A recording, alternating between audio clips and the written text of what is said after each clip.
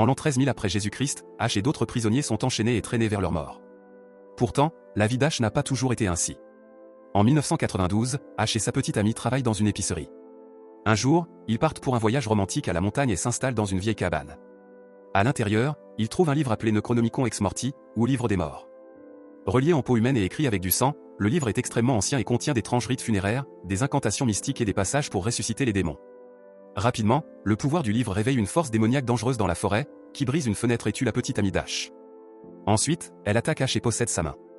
Il n'a donc pas d'autre choix que de se la couper et de la remplacer par une tronçonneuse. Malheureusement, l'ennemi revient et crée un vortex temporel qui engloutit la voiture d'H. Il tente de s'accrocher à la cabane, mais est rapidement aspiré à son tour. Quelques instants plus tard, H et la voiture atterrissent brutalement au milieu de la campagne. Soudain, un groupe de chevaliers l'entoure et commence à pointer la voiture avec leurs épées, ce qui fait comprendre à H qu'il est dans le passé. Un sage le regarde et lui dit qu'il pourrait être l'homme mentionné dans le Necronomicon. Le livre annonce qu'un homme tombera du ciel et les libérera des terreurs de démons parasites appelés Dédites. Le seigneur Arthur est sceptique et pense qu'H a été envoyé par son ennemi, le duc Henri, et qu'il doit donc être exécuté. Les chevaliers se précipitent pour capturer H, et dans la lutte, la tronçonneuse tombe, le sage la ramasse. H est alors enchaîné avec d'autres prisonniers, des soldats ennemis capturés lors d'une bataille la nuit précédente. Le groupe est emmené au château d'Arthur, où Sheila s'approche d'eux pour demander des nouvelles de son frère. Arthur lui dit qu'il s'est battu vaillamment, mais qu'il est mort pendant la bataille. Pendant ce temps, la foule harcèle les prisonniers, alors Sheila les rejoint, secoue H et lui tire les cheveux.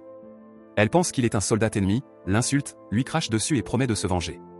Un autre prisonnier fait remarquer qu'H ne fait pas partie de son équipe, et H découvre que cet homme est en fait le duc Henri, ce qui ne l'impressionne pas. Arthur accuse Henri d'avoir déclenché la guerre, mais un Henri furieux affirme que c'est Arthur qui a attaqué le premier, et les chevaliers doivent le retenir. Tous deux mentionnent une corruption maléfique qui se répand dans la région. Arthur ouvre alors une fosse dans le sol et les chevaliers y jettent un des soldats de Henri. Après quelques secondes de silence, la foule entend un cri, et une énorme quantité de sang jaillit de la fosse. Un autre soldat tente de profiter de la distraction pour s'enfuir, mais Arthur l'abat immédiatement avec son arbalète. H, effrayé, tente d'expliquer qu'il ne fait pas partie de l'armée ennemie, allant même jusqu'à demander de l'aide à Henri. Cependant, Henri pense que personne ne les croira. Sheila lance une pierre sur la tête d'H, le faisant chanceler près du trou, et les soldats le poussent dedans. H survit à la chute grâce à l'eau au fond de la fosse, et il regarde autour de lui sans voir une main sortir de l'eau. Soudain, un Dédite apparaît et commence à le frapper pendant que la foule acclame d'en haut.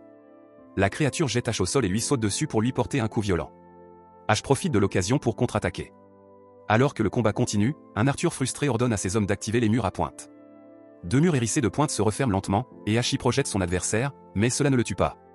À ce moment-là, le sage arrive et appelle H avant de lui lancer la tronçonneuse. H la rattrape parfaitement en plein vol et l'utilise pour décapiter le Dédite. Ensuite, H essaie d'escalader le mur pour s'échapper, mais un autre Dédite sort de sa cachette et tente de l'attaquer. D'un coup de tronçonneuse, H lui coupe la main, qui atterrit sur le visage d'un homme dans la foule. H frappe la créature et l'assomme. Puis il enlève sa ceinture et l'attache à une chaîne mobile qui le soulève lentement. Le Dédite attrape sa cheville, alors H lui donne un coup de pied pour le repousser et lève les jambes juste avant que les murs hérissés ne se percutent, écrasant la créature à mort. H revient à la surface et frappe Arthur au visage. Tout le monde recule de peur alors qu'H demande si quelqu'un d'autre veut l'arrêter, mais personne ne répond. H force alors les chevaliers à libérer les prisonniers, et Henri et ses hommes s'enfuient en volant quelques chevaux. Un Arthur furieux saisit son épée et défie H en duel, mais H récupère son fusil et brise l'épée d'Arthur d'un seul coup. Ensuite, H montre son arme à la foule en l'appelant son boomstick. Il est sur le point de menacer tout le monde, mais il s'interrompt en voyant un Dédite grimper hors de la fosse. Il ouvre le feu et rate le monstre, mais au moins cela le fait retomber dans le trou. Tout le monde est impressionné par son habileté et le considère désormais comme un héros, alors H demande de l'aide pour rentrer chez lui. Quelques instants plus tard, H profite de la nourriture et des servantes du château. Sheila s'excuse pour la façon dont elle l'a traité, mais H ne veut rien entendre. À ce moment-là, le sage vient dire à H qu'il a fait des recherches et que le seul sort capable de le renvoyer chez lui se trouve dans le Necronomicon, qu'ils n'ont pas réussi à récupérer pendant la guerre. H se met en colère car il ne veut pas attendre qu'il le retrouve. Soudain, une servante fait tomber un bol de soupe et tout le monde se retourne pour découvrir qu'elle s'est transformée en Dédite. Tandis qu'elle commence à l'éviter, elle annonce que son peuple se répétera d'âmes humaines et qu'ils ne trouveront jamais le livre. Lorsqu'elle retombe au sol, Arthur tente de vérifier son état, mais H l'en empêche, car il comprend qu'elle fait semblant d'être inconsciente. La Dédite s'énerve, repousse violemment H et Arthur, puis tente d'attaquer Sheila. H la frappe à la tête pour la repousser. Un chevalier tente alors de l'attaquer avec son épée, mais la Dédite l'aveugle. Un autre homme arrive avec une hache, mais la Dédite lève un chaudron, qu'H fait sauter de ses mains en tirant dessus. Un combat s'engage, et H continue de se battre au corps à corps avec la Dédite, tout en lui tirant dessus de temps à autre avec son fusil. Finalement, il lui assène le coup fatal en tirant par-dessus son épaule. Ensuite, le sage dit à H qu'ils ont besoin du Necronomicon pour empêcher les Dédites de conquérir le monde. H accepte de partir à la recherche du livre et reçoit l'aide d'un forgeron pour fabriquer une prothèse de main très stylée. pendant qu'il effectue les derniers réglages, Sheila vient lui parler et lui dit que le sage le considère comme l'élu, celui qui libérera la terre des Dédites. Ash répond qu'il ne fait cela que pour rentrer chez lui, mais Sheila reste positive et lui offre un cadeau, disant qu'elle priera pour lui. Lorsqu'Ash se montre à nouveau impoli, Sheila le gifle et tente de partir, mais Ash l'arrête aussitôt et l'embrasse.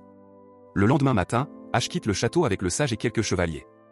Ils finissent par arriver à une route précise qui doit mener Ash jusqu'à un cimetière où le Necronomicon l'attendrait. Le sage lui explique que, pour retirer le livre de son socle, 3 mots doivent être récités, et Ash les apprend avant de partir seul. Lorsqu'il entre dans la forêt, son cheval commence à se comporter étrangement. Ash entend aussi quelque chose de dangereux dans les bois, alors il force l'animal à prendre un autre chemin. Le pauvre cheval galope aussi vite que possible, poursuivi par une présence étrange qui fait tomber les arbres sur son passage. Malheureusement, Ash heurte accidentellement une branche et tombe dans un trou rempli de boue et d'excréments, tandis que le cheval continue sa course. Ash doit maintenant courir à pied pendant que l'être maléfique continue de le traquer. Quelques minutes plus tard, il trouve un moulin et se précipite à l'intérieur pour s'y cacher, refermant la porte juste avant d'être attrapé.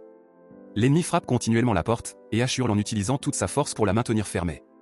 Heureusement, l'étrange créature finit par abandonner et s'éloigne. Cette nuit-là, Ash remarque un mouvement du coin de l'œil et découvre un Dédite qui porte son visage. Il tente de l'attaquer, mais réalise que ce n'est qu'un miroir, qui se brise instantanément. Se sentant ridicule, Ash s'éloigne sans voir tous ses reflets sur les éclats de verre qui rient de lui. Ces mini-Dédites sortent des morceaux de miroir et prennent une fourchette pour piquer Ash aux fesses, ce qui le surprend et le fait se cogner la tête au plafond. Ensuite, les petits Dédites tirent avec le fusil, mais Ash évite la balle et jette la fourchette, clouant un minuscule démon contre le pied de la table.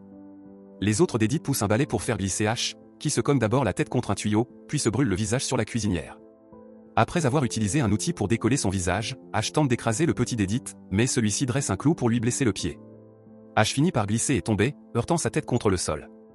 Lorsqu'il se réveille enfin, il découvre que plusieurs Dédites l'ont attaché au sol. Il lui pince le nez pour forcer sa bouche à s'ouvrir, et l'un des Dédites saute dans sa gorge. Furieux, Ash arrache facilement les cordes, et les Dédites fuient pour se cacher pendant qu'il tente de trouver un moyen de vomir. Le truc du doigt ne fonctionne pas, alors il boit de l'eau bouillante. Des cris de Dédites se font entendre dans son estomac. Soudain, son épaule commence à le démanger, et en y jetant un œil, il découvre un œil inquiétant qui pousse dans sa peau. Pris de panique, il fuit le moulin tandis que l'œil grandit, prenant peu à peu la forme d'une personne complète. Ce corps ressemble exactement à Ash, et il commence à se battre dans un style absurde, digne d'une comédie burlesque. Après un certain combat, les deux corps se séparent enfin, et le nouveau venu se présente comme le méchant Ash. Tout en dansant bizarrement, il commence à frapper Ash à plusieurs reprises, qui lui répond en lui tirant dans le visage. Ash traîne ensuite le corps jusqu'au moulin, l'enchaîne à une table et démarre sa tronçonneuse. Le méchant Ash hurle pendant qu'il est découpé, mais il ne meurt pas. Ash jette ensuite tous les morceaux de corps dans un trou dans le sol pendant que le méchant Ash continue de promettre sa vengeance. Ash l'interrompt en jetant de la terre sur lui pour recouvrir le trou, qu'il marque avec une croix. Ensuite, Ash retrouve son cheval et se rend au cimetière. Au sommet de quelques ruines, 3 copies du Necronomicon l'attendent. Il en ouvre une au hasard et découvre un vide dans les pages qui commence à l'aspirer. Tenter de résister est inutile, et le corps entier d'Ash est englouti avant que le livre ne se referme tout seul. Heureusement, avec un peu d'effort, Ash parvient à en sortir.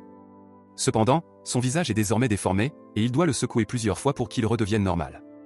Ensuite, Ash touche le deuxième livre, qui lui mord rapidement la main avant de s'envoler pour l'attaquer. Ash lutte contre le livre pendant plusieurs minutes jusqu'à ce qu'il réussisse à l'attraper et à le jeter de nouveau sur les ruines. Il semble que le troisième livre soit le bon, et Ash se prépare à le prendre, mais se souvient qu'il doit prononcer 3 mots.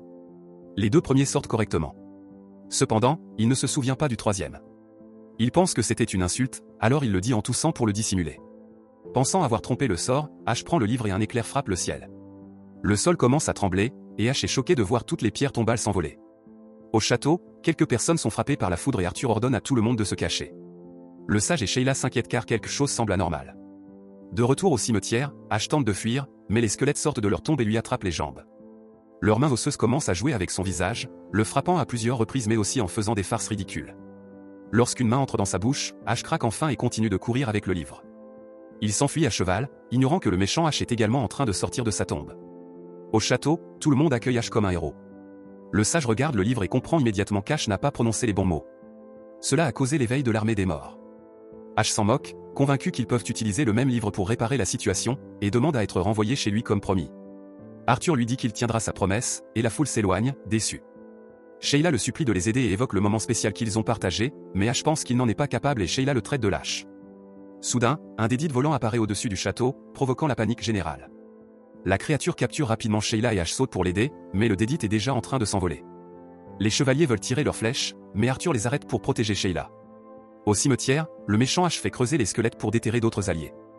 Lorsque la créature volante laisse tomber Sheila, le méchant H la saisit immédiatement pour l'embrasser de force. Les squelettes kidnappent aussi 2 femmes pour s'amuser. Une fois l'armée des morts prête à marcher, le méchant H leur présente la nouvelle Sheila, devenue elle aussi une dédite. Peu après, un éclaireur informe Arthur que l'armée des morts arrivera dans 2 jours. Tout le monde se dispute sur ce qu'il faut faire, mais H les interrompt avec un coup de feu, les traitant de lâches pour vouloir fuir. Arthur fait remarquer qu'il ne reste que 60 personnes car les autres ont déjà fui. H lui dit alors de contacter Henry pour du renfort.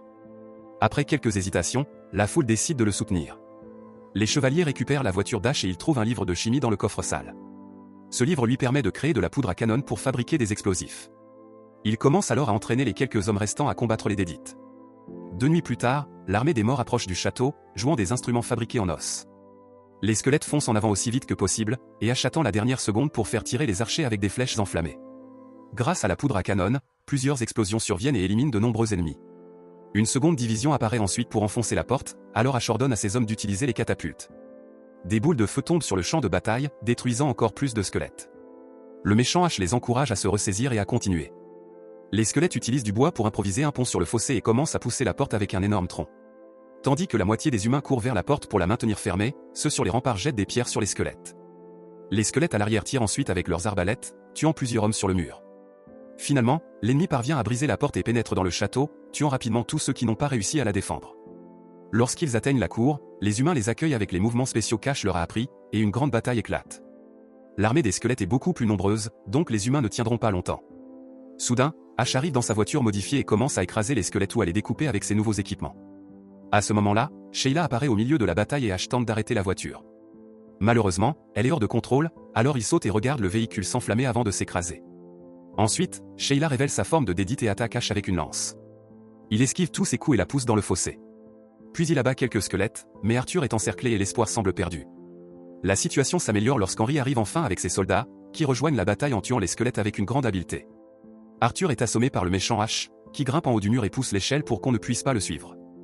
H attrape une corde et la coupe pour la faire monter, l'autre extrémité étant attachée à un filet rempli de pierres qui tombe sur un squelette prêt à l'attaquer. Le méchant H envoie ses sbires pour attaquer H, mais ce dernier se défend et les élimine tous. Soudain, Sheila saute sur lui et le méchant H profite de la distraction pour chercher le livre. Sheila frappe H à plusieurs reprises avant qu'il ne parvienne à la transpercer avec une lance et à la jeter par-dessus le mur. Alors que le méchant H s'apprête à prendre le livre, H lui lance la lance pour le transpercer. Le méchant H l'arrache et attaque H à l'épée, déclenchant un duel féroce.